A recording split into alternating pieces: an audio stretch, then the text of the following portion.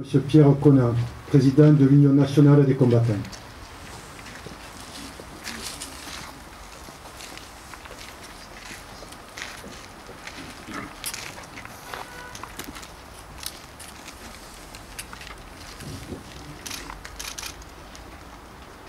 Monsieur le maire, madame la conseillère régionale, monsieur le conseiller départemental,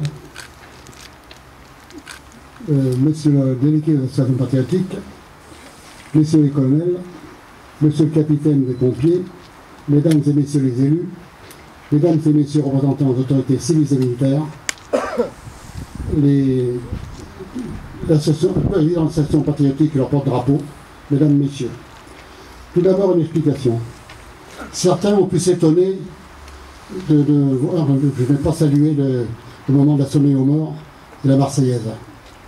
Il y a 2 ans, j'étais opéré de l'épaule droite, une rupture de ligament, et je crains que la réparation n'ait pas tenu. Je suis trop respectueux de nos hymnes nationaux et des drapeaux pour ne pas les saluer. Réunis devant les monuments érigés pour honorer les morts pour la France, saluons des victoires remportées grâce à leur sacrifice. La Marne, d'abord, qui est la victoire d'une alliance, car l'offensive russe en Pologne a soulagé le front français. Verdun, ensuite, où l'ennemi n'a pu contraindre, comme il l'espérait, la France a cessé le combat. Verdun est une victoire de notre armée, qui a tenu sous les bombardements et repoussant les assauts de l'adversaire. Verdun est une victoire de la nation française, tout entière, unie pour soutenir ses soldats. Et si Verdun occupe une aussi grande place dans nos mémoires, c'est que cette victoire est la dernière que la France a remportée sans le soutien direct d'alliés.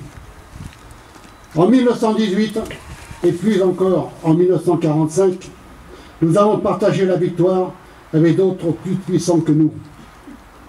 Voici que la France, comme de nombreux autres pays, est engagée sur son territoire dans une guerre qui ignore délibérément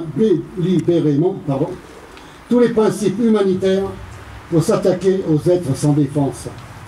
Elle n'est pas seule dans ce combat, mais elle ne peut compter sur d'autres pour faire régner la paix sur son sol.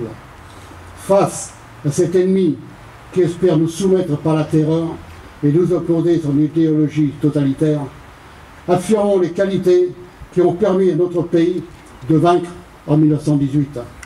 Soyons unis, résolus et forts pour que vive la France!